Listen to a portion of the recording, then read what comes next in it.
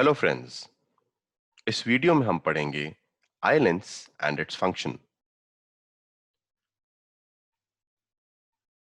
इससे पहले हमने पढ़ा है कि आइरिस एक डार्क मस्कुलर डायफ्राम होता है जो प्यूपिल का साइज कंट्रोल करता है।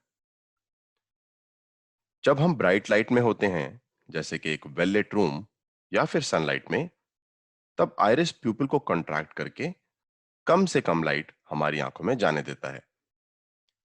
लेकिन जब हम एक कम लाइट वाली जगह या फिर किसी डार्क रूम में होते हैं, तो आइरिस प्यूपिल को एक्सपैंड करके ज्यादा से ज्यादा लाइट अलाउ करता है हमारी आईज में जाने के लिए। अब जो प्यूपिल है वो हमारी आईज में जितनी अमाउंट ऑफ लाइट जाती है उसको कंट्रोल और रेगुलेट करता है। आईज का प्यूपिल एक वेरिएबल अपर्चर की तरह होता है जो अपना साइज आइरिस की हेल्प से कंट्रोल करता है। अब जब लाइट प्यूपिल से एंटर करती है, उसके बाद उसे आई लेंस के थ्रू पास करना होता है। आई लेंस को हम क्रिस्टलाइन लेंस भी बोलते हैं और लैटिन में इसको एक्यूला भी बोलते हैं। इस आई डायग्राम में हाइलाइटेड पार्ट आई लेंस है। तो आई लेंस क्या होता है? The eye lens is a transparent biconvex structure in the eye that along with the cornea helps to refract light to be focused on the retina. अब हम eye lens के बारे में और डिटेल में समझते हैं। जैसा कि हमें पता है कि एक कन्वेक्स लेंस ऑब्जेक्ट्स की पोजीशन के हिसाब से इमेजेस को अलग-अलग पोजीशंस पे फॉर्म करता है। ह्यूमन आई भी एक कन्वेक्स लेंस की तरह है। ह्यूमन आई में जो इमेज फॉर्म होती है वो आई लेंस से एक फिक्स पोजीशन पे फॉर्म होती है और इस पोजीशन को हम रेटिना बोलते हैं। रेटिना आई लेंस से 20 मिलीमीटर्स की दूरी पे होता है।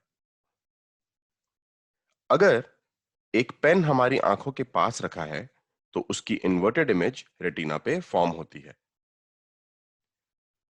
इसी तरह से अगर एक ट्री जो कि आइस से एक दूर डिस्टेंस पे रखा है तो उसकी भी इन्वर्टेड इमेज हमारे रेटिना पे फॉर्म होती है।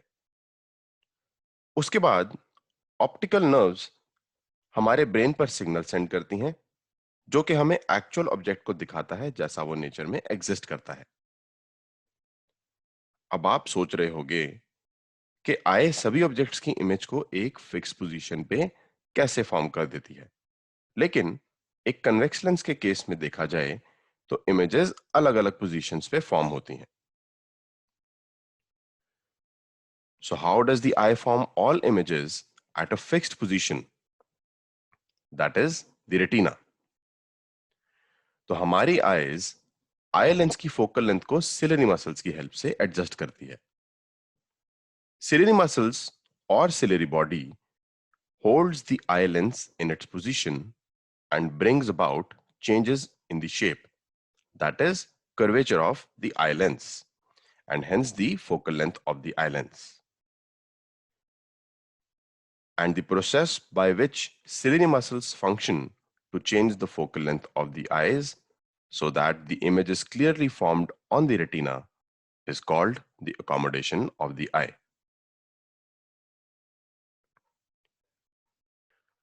जब हमारी आईज रिलैक्स होती हैं और इंटीरियर लेंस लीस्ट राउंडेड होता है, मतलब कि उसकी थिकनेस कम होती है, तब लेंस अपनी मैक्सिमम फोकल लेंथ पर होता है जिससे वो दूर के ऑब्जेक्ट्स को आराम से देख सकता है।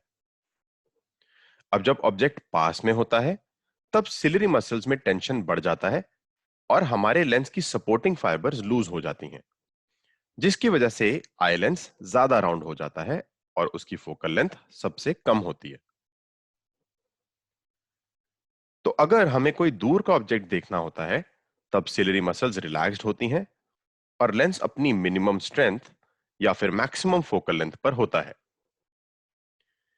अगर हम नीचे वाले फिगर में देखें कि एक डिस्टेंट ऑब्जेक्ट से लाइट रेज ऑलमोस्ट एक दूसरे के पैरेलल आती हैं और उन रेज को फोकस पे लाने के लिए ज्यादा रिफ्रैक्शन या बेंडिंग की जरूरत नहीं होती और इस वक्त लेंस अपनी सबसे कम थिकनेस पे होता है।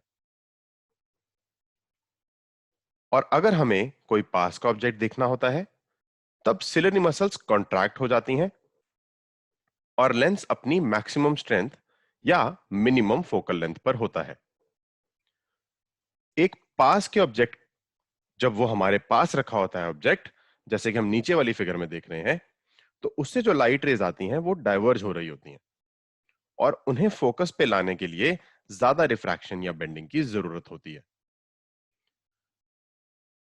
तो नीचे वाले फिगर में हम देख रहे हैं कि जो लाइट रेज हैं उनको बेंड कराने के लिए लेंस का जो थिकनेस है वो ज्यादा हो जाता है।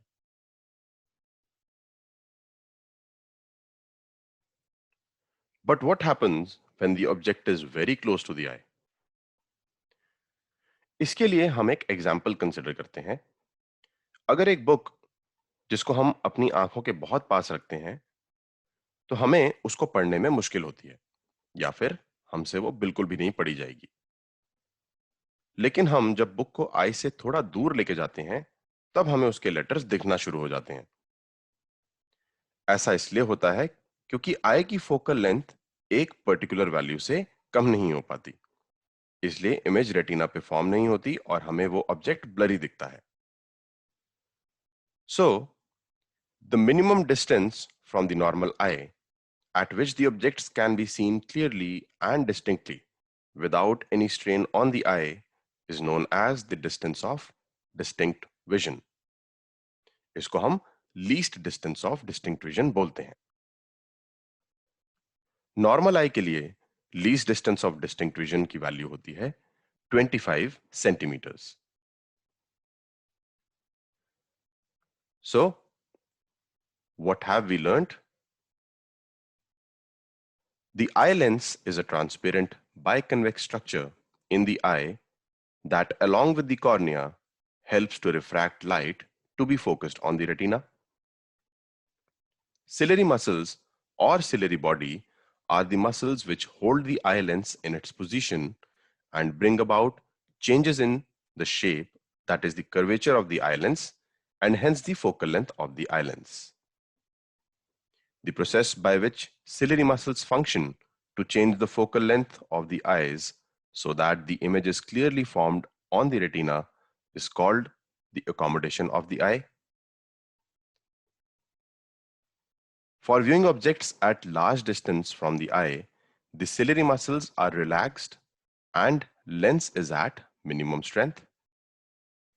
And for viewing objects at closer distance from the eye, the ciliary muscles contract and lens is at maximum strength. The minimum distance from the normal eye at which the objects can be seen clearly and distinctly without any strain on the eye is known as the distance of distinct vision, and the least distance of distinct vision has a value equal to 25 centimeters. I hope you have enjoyed learning the eye lens and its function. Thank you and keep watching.